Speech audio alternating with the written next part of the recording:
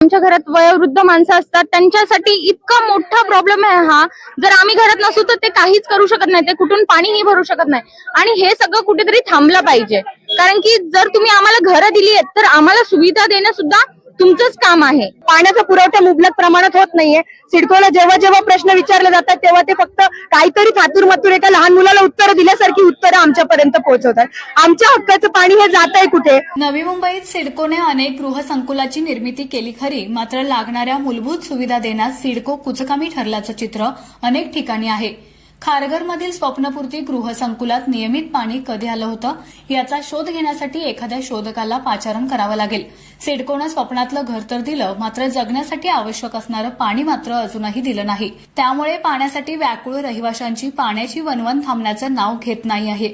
सिडकोकडे अनेक विनवण्या केल्या, मात्र खोटी आश्वासने देऊन लहान मुलांसारखे खाऊ देऊन रहिवाशांना गप्प केलं. मात्र आता तेच रहिवाशी रस्त्यावर उतरले असून सिडकोने जर आम्हाला पाण्याची व्यवस्था केली नाही तर आम्ही ठिय्या मांडू असा इशाराच दिलाय. सिडको आमची थट्टा करत आहे का की आम्हाला पाण्या वाचून मारायला निघाले आहे, असा संतप्त सवाल यावेळी रहिवाशांनी केला. पाण्याच्या प्रश्नावर अजून किती वर्ष आम्ही झगडत राहणार? त्यामुळे याबाबत तात्काळ उपाययोजना करावी आणि इतरांना विकलं जाणारं आमचं हक्काचं पाणी आम्हाला मिळावं. आमच्या संयमाची परीक्षा सिडकोने घेऊ नये असा इशारा आंदोलक रहिवाशांनी सिडकोला यावेळी दिला. आमच्या भर पावसामध्ये पाण्याचे प्रश्न जे आहेत, आम्हाला सिडकोकडून पाणी मुबलक येतच नाहीये. वारंवार आम्ही तक्रार करतो. हा दुसरा मोर्चा आहे आमचा. आमची एवढीच इच्छा आहे की जोपर्यंत जर तुमच्याकडे पाण्याचं जर नियोजन नसेल तर तुम्ही भविष्यातली घरं बंद करा, लोकांना परमिशन देऊ नका. पहिला आमची जी लोक राहत आहेत त्यांना तुम्ही पाण्याचं मुबलक पाणी द्या आणि नंतरच परमिशन द्या दुसऱ्या घरांना.